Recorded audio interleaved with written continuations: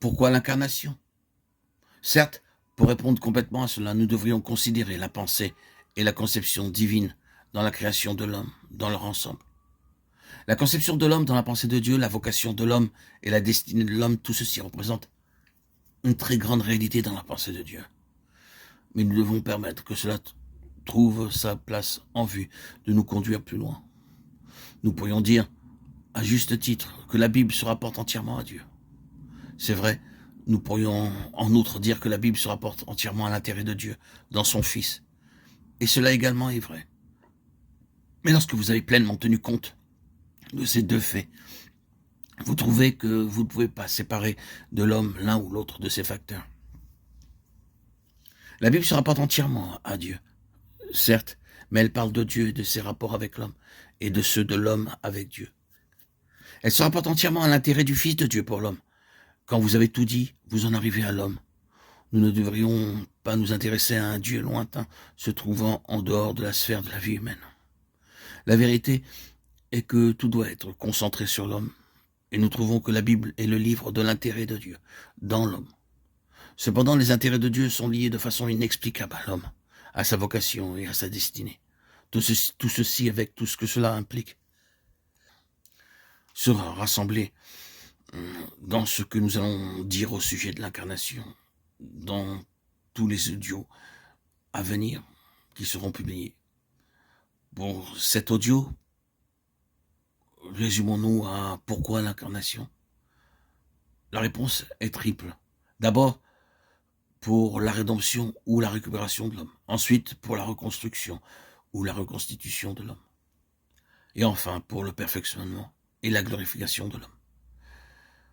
Pour la rédemption, la récupération de l'homme, l'idée commune au sujet de la rédemption est associée au marché d'esclaves, au fait de se rendre au marché d'esclaves, d'acheter ou de récupérer, de racheter ce qui avait été vendu en cet endroit.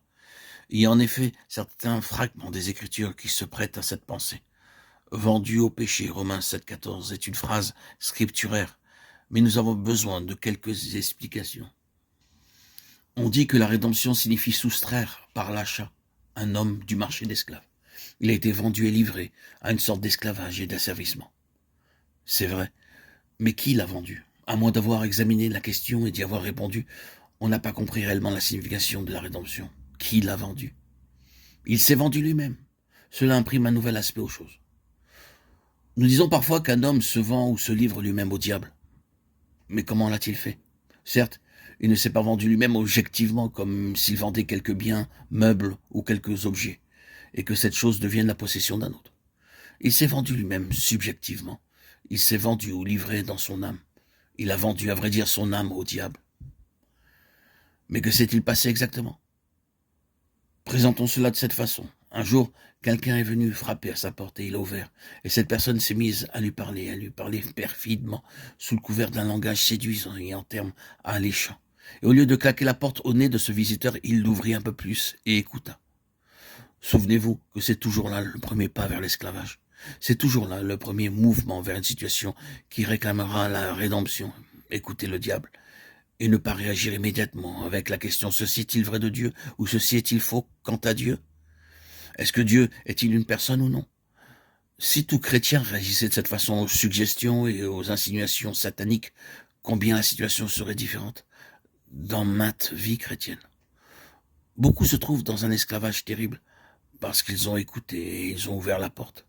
Et ils ne se sont jamais posé la question « Crois-tu vraiment que Dieu est ainsi ?» Permettez-moi de vous recommander avec insistance d'amener cette question dans votre problème présent. Les situations et les conditions, les accusations et les condamnations que l'ennemi essaie toujours de vous lancer pour vous réduire à l'esclavage. Et de vous dire, est-ce que Dieu est réellement comme cela?